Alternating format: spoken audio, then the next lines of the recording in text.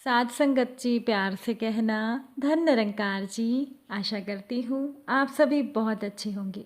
आप सभी का बहुत बहुत स्वागत है आपके ही अपने चैनल पर। आज जो साखी मैं आपके लिए लेकर आई हूँ ये एक सच्ची कहानी है। तो चलिए आज की साखी सुनते हैं। साध संगत जी, बहुत पुरानी बात है। वृंदावन के पास एक गांव में एक भोली भाली माई रहती थी जिसका नाम था पंजीरी। दूध बेचकर वो अपनी जीवन नैया चलाती थी और वो पंजीरी भगवान श्री कृष्ण की अनन्य भगत थी। और भगवान श्री कृष्ण ठाकुर मदन मोहन लाल भी पंजीरी से बहुत प्रसन्न रहते थे।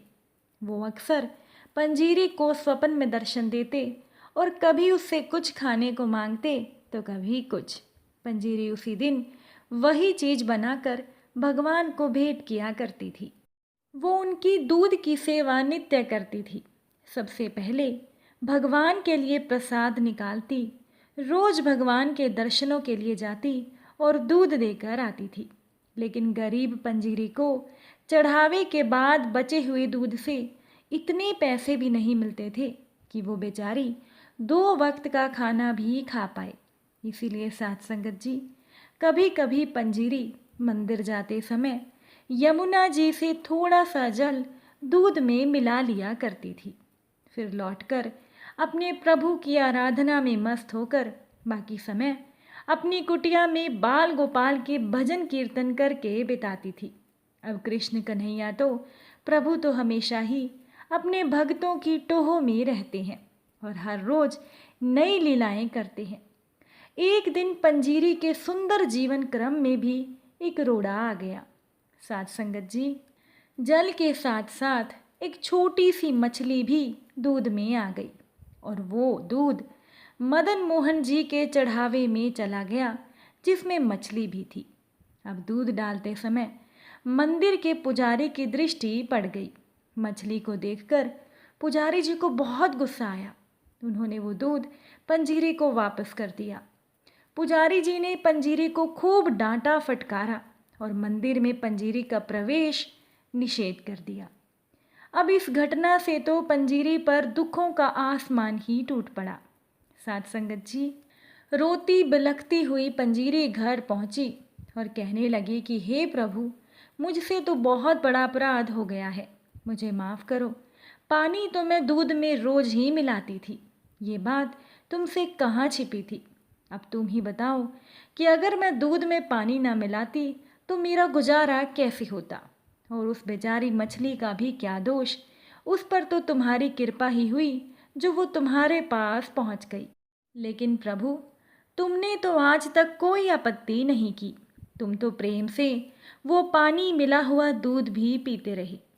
फिर ये पुजारी कौन होता है मुझे मंदिर में आने से रोकने वाला। और मुझे ज़्यादा दुख इसीलिए है कि तुम्हारे मंदिर के पुजारी ने मुझे इतनी खरी खोटी सुनाई और तुम कुछ भी नहीं बोले। पंजीरी भगवान से कहने लगी कि प्रभु, यही मेरा अपराध है, तो मैं प्रतिज्ञा करती हूँ कि तुम अगर रूठे रहोगे और मेरा चढ़ावा स्वीकार नहीं करोगे तो मैं भी अन्न और जल ग्रहण नहीं करूँगी और मैं अपने प्राण त्याग दूंगी। अब भूखी प्यासी पंजीरी को रोते रोते शाम हो गई। तभी पंजीरी के कानों में एक मधुर कंठ सुनाई दिया। पंजीरी के घर के दरवाजे पर आकर कोई माई माई चिल्लाने लगा। जब पंजीरी उठी और उसने दरवाजे पर देखा तो क्या देखा कि एक सुदर्शन किंतु थका हारा सा एक किशोर पंजीरी की कुटिया में झांक रहा था। पंजीरी ने उस बच्चे से पूछा कि तुम कौन हो बेटा। उस बच्चे ने कहा कि मैया, मैं ब्रिजवासी ही हूँ। मैं भगवान श्री कृष्ण के मदन मोहन के दर्शन करने आया हूँ। मुझे बड़ी भूख लगी है, अगर कुछ खाने को मिल जाए तो मैं तुम्हारा बड़ा आभारी रहूँगा। अब उस बच्चे की इस बात से पंजीरी के शरीर में ममता की लहर दौड़ गई और वो उस बच्चे से कहने लगी कि ये भी कोई पूछने की बात है, ये घर तो तुम्हारा ही है। ना जाने तुम कौन हो जिसने आते ही मुझ पर ऐसा जादू बिखेर दिया है। अब पंजीरी ने उस बच्चे से पूछा कि तुम बड़ी दूर से आए हो क्या और तुम क्या खाओगे। जो भी तुम खाओगे मैं जल्दी से बना दूंगी। वो बच्चा कहने लगा कि अरे मैया, इस समय तुम क्या बनाओगी? मुझे तो थोड़ा सा दूध दे दो, मैं वही पीकर सो जाऊंगा। अब दूध का नाम सुनते ही पंजीरी की आंखों में आंसू आ गए। फिर अपने आप को संभालते हुए बोली कि बेटा, दूध तो है पर वो सुबह का है, ज़रा ठहरो, मैं अभी ताज़ा दूध निकाल कर ले आती हूँ। लेकिन वो बच्चा कहने लगा कि अरे नहीं मैया, उसमें तो बहुत समय लग जाएगा और मैं सुबह से भूखा प्यासा हूँ। दूध का नाम लेकर तो तूने मुझे और अधीर बना दिया है। वो किशोर पंजीरी से कहने लगा कि अरे मैया, मुझे तो तुम सुबह वाला दूध दे दो, तुम बाद में ताज़ा दूध निकालती रहना।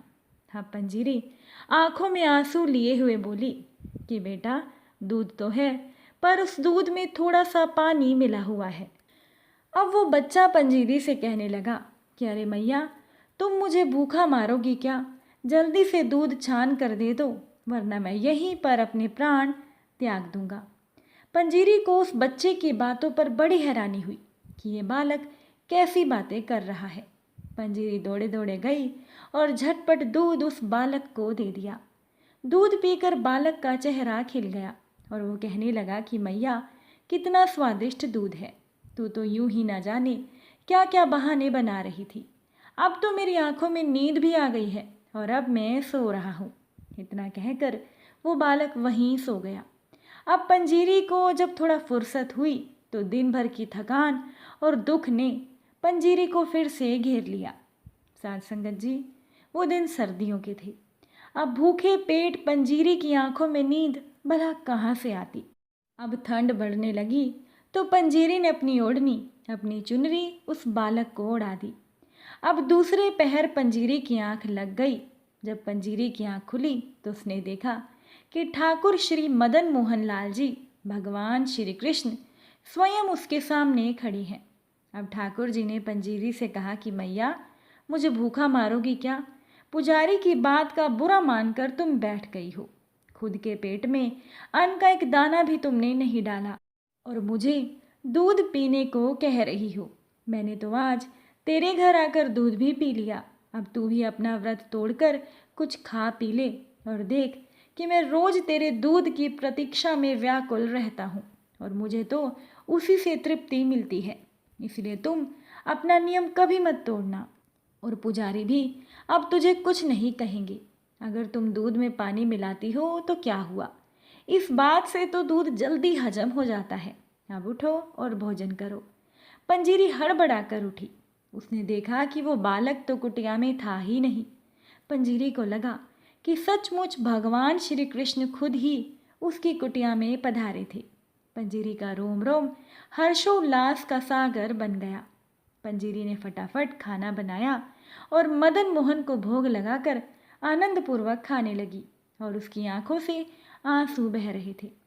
जब थोड़ी देर में सवेरा हो गया तो पंजीरी ने देखा कि ठाकुर जी तो उसकी ओढ़नी ले गए हैं और अपना पीताम्बर उसकी कुटिया में छोड़ गए हैं। इधर मंदिर के दरवाजे खुलते ही पुजारी ने ठाकुर जी को देखा तो पाया कि प्रभु एक फटी पुरानी सी ओढ़नी ओढ़े आनंद के सागर में डूबे हैं। पुजारी ने सोचा कि प्रभु ने अवश्य ही फिर से कोई लीला की है, लेकिन इसका रहस्य पुजारी की समझ से परे था।